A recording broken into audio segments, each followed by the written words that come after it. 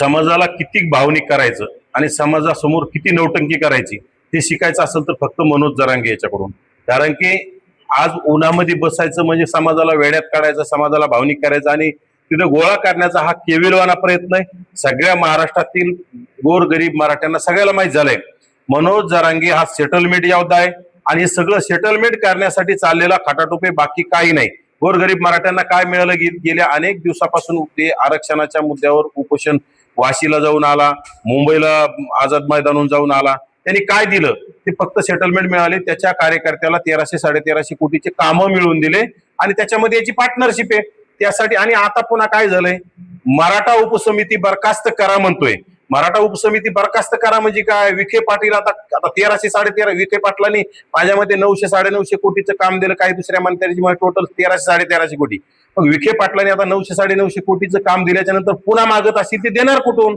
मग आता पुन्हा काहीतरी दुसरा उपसमितीचा अध्यक्ष बनवायचा आणि त्याच्याकडून पुन्हा पैसे मिळवायचे, त्याच्याकडून गुत्तेदारीचे काम मिळवायचे आणि स्वतःचं घर भरवण्यासाठी हे चाललेला खटाटोप आहे, बाकी काहीही नाही.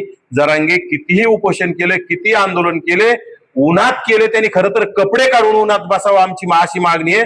कारण की याला एसी शिवाय करमत नाही, एसी शिवाय हा बसत नाही आणि हा म्हणतो मी उन्हात बसवतोय. सावलीत बसून कूलर लावून एसी लावून अगदी दुसऱ्या तिसऱ्या दिवशी सलाईन घेणारा सलाईन योद्धा, हा मॅनेज असणारा योद्धा आणि खोके घेणारा योद्धा हा खोटं बोलतोय आणि कुठेतरी समाजाला भावनिक साथ घालण्याचा केविलवाना प्रयत्न आहे. परंतु त्यांच्या समाजाने त्याच्यातून काय बोध घ्यायचा तो समाजाचा प्रश्न आहे, त्या आपण त्याच्यावर बोलणं योग्य नाही. मुख्यमंत्र्यांना सुद्धा बोलवायचं. हे बघा, मुख्यमंत्री आजपर्यंत कुठल्याही उपोषणाला, कुठल्याही आंदोलनाला भेट द्यायला आलेले नाहीत. हा काय कुठतरी म्हणजे मोठा लागून गेलेला नाही किंवा मुख्यमंत्र्यांनी त्याच्याकडे यायला, मुख्यमंत्र्याला पुन्हा एक खाली. आणि याची भाषा भारी ना, मुख्यमंत्र्याला फार खालच्या स्तराचं बोलण्याचं. जे शिष्टमंडळ याच्याकडे आजपर्यंत आलंय ते शिष्टमंडळ याच्याकडे पुन्हा येत नाही. कारण की हे फक्त शिष्टमंडळ आलं, खोके घेऊन सेटलमेंट करायचं आणि पुन्हा काही नाही मिळत झाला की मग समाजाला भावनिक करण्यासाठी सांगायचं किंवा शिष्टमंडळाला शिव्या द्यायच्या. परंतु अगोदरच खोके घेतलेले असल्यामुळं पुन्हा त्यांना काही शिल्लक बोलता येत नाही. परंतु आता हे फक्त नौटंकी बहादर आहे. उपोषणावर उपोषण, आता शेवटचं उपोषण म्हणून आता कितवं उपोषण आहे ते समाजानेच आता त्याला विचारलं पाहिजे. आता शेवटची लढाई आहे, शेवटची लढाई म्हणून किती लढाया करायच्या हे समाजाने त्याला विचारलं पाहिजे. आणि खरं तर ईडब्ल्यूएस सारखं आरक्षण गेलंय आणि ओबीसी मध्ये घुसून काय फायदा झालाय? ओबीसी मधून जाऊन गोर गरीब मराठ्यांना, ज्यांना कुणबी प्रमाणपत्र मिळालेत त्याचा फायदा किती गरीब मराठ्यांना झाला, किती गरीब मुलांना झाला, किती ज्यांना नोकऱ्या मिळाल्या? हे काही नाही. फक्त जरांगे हा निजामी मराठ्यांसाठी, प्रस्थापित मराठ्यांसाठी काम करतोय. ज्यांना पंचायत म्हणजे स्थानिक स्वराज्य संस्थेमध्ये, नगरपंचायत, नगरपालिका, महानगरपालिका, पंचायत समिती, जिल्हा परिषदेमध्ये घुसखोरी करायची आणि ओबीसींच्या जागा बळकावायच्या, ह्या लोकांसाठी जरांगे काम करतोय. त्यांच्याकडून खोके घेऊन, रसद घेऊन त्यांच्या जीवावर चाललेलं हे आंदोलन आहे आणि फक्त राज्य सरकारला वेठीस धरायचं.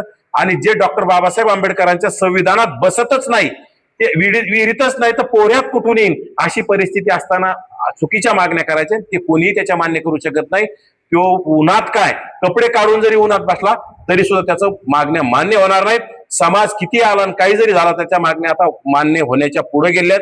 ज्या नोंदीच नाहीत ते कुणबी प्रमाणपत्र भेटू शकत नाहीत. आता यांनी कुठतरी दादागिरी केली. जे बोगस नोंदीमार्फत कुणबी प्रमाणपत्र वाटप झालेत, गेल्या हैदराबाद गॅजेट काढल्याच्या नंतर बऱ्याच ठिकाणी बोगस नोंदी मार्फत प्रमाणपत्र काढलेत. मग आता ते कुठतरी व्हॅलिड होत नाहीत आणि व्हॅलिड होणार नाहीत, तर कुठतरी अधिकाऱ्यावर प्रेशर करायचं, सरकारवर प्रेशर करायचं आणि ते व्हॅलिड करण्याचा प्रयत्न आहे. तुम्हाला सांगतो, अनेक जिल्ह्यामध्ये जरांगीच्या ज्या पिलावळी आहेत, जरांगीच्या आसपास असणारे लोक, ते कुठतरी त्या म्हणजे जे कुणबी प्रमाणपत्र वाटप करणारी समिती त्यांच्यावर जाऊन प्रेशर करण्याचं काम करतात. जिथे लोकांनी तक्रारी केल्यात तिथे जाऊन दादागिरी करण्याचं काम करतात. हे अनेक ठिकाणी उघड झाले आणि येणाऱ्या काळात असे बोगस प्रमाणपत्र वाटप झाले आम्ही उघड करत राहू आणि न्यायालयात आम्ही दाद मागणार आहोत. अधिकाऱ्यावर सुद्धा कारवाई झाल्या पाहिजे आणि ज्यांनी प्रमाणपत्र काढले त्यांच्यावर सुद्धा कारवाई झाल्या पाहिजे.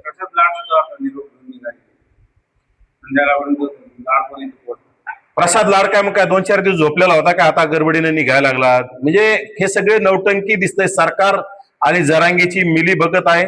कुठंतरी जरांगीनी रडायचं आणि सरकारने द्यायचं, हे सगळं नाटक चाललेलं आहे. बाकी काही नाही, याच्यापेक्षा काही होणार नाही. सरकार याला काही देऊ शकत नाही. फक्त सरकार याला खोके देऊ शकतं, सरकार याला रसद देऊ शकतं आणि जरांगीला तेच हवंय. जरांगे गोरगरीब मराठ्यांसाठी काम करत नाही, आम्ही वेळोवेळी सांगत आलोय आणि त्याच्यातून ते तुम्हाला येणाऱ्या काळात सिद्ध होईल. आता त्यांनी मगाशी पत्रकार परिषद घेतली त्यामध्ये म्हटलं की जे मराठा समाजाचे आमदार खासदार मंत्री आहेत त्यांनी मुख्यमंत्री देवेंद्र फडणवीस यांना वेळीच देऊन मराठा आरक्षण खेचून आणलं त्यावर काय वाटतं? याआधी बी तो बोलला, अनेक मराठा आमदार मंत्री बोलले, जे देता येतं ते दिलंय. परंतु जर असंविधानिक मागण्या आमदार करत असतील तर ते आमदार काय फक्त मराठ्यांच्या जीवावर निवडून आलेले नाहीत, त्यांना ओबीसीचे मतं लागतात ना. कारण की ओबीसीच्या ताटातलं जर कोणी वरबडून घेत असेल तर ओबीसी स्वस्त बसणार नाही. जर तुम्ही ओबीसीवर अन्याय करण्याची भाषा जर या आमदार सभागृहात बोलत असतील आणि सरसगट मराठ्यांचंच भलं करा आणि ओबीसीचं वाटोळ करा, हे जर एखादे आमदार बोलत असतात नक्कीच ते आमच्या हिट लिस्टवर राहतील आणि येणाऱ्या काळात त्यांना घराचा रस्ता दाखवण्याचं आम्ही काम करू. कारण की आजपर्यंत जे जे मराठा आमदार जरांगीच्या बाजूने बोललेत त्याला आम्ही घराचा रस्ता दाखवला. त्यामध्ये तुम्हाला डेमो माहिती आहे, बच्चू कडू अचलपूरचे आमदार, गेवराईचे आमदार लक्ष्मण पवार यांचं डिपॉझिट जप्त झाले आणि आमच्या घनसावंगीचे आमदार 5 वेळा आमदार आणि 18 वर्षे मंत्री असणाऱ्या माणसाला घराचा रस्ता दाखवण्याचं काम ओबीसीने केलंय.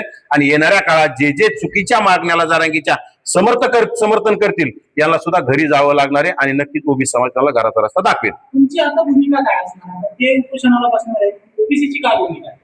ओबीसी हे बघा, आम्ही सध्या ओबीसी जातनिहाय जनगणना हा खरा मूळ गाभा आहे ओबीसीच्या आरक्षण असेल, ओबीसीचे प्रश्न मांडण्यासाठी. त्यासाठी आम्ही ओबीसीच्या 100 सभांचं नियोजन केले. आमच्या 9 सभा झाल्यात.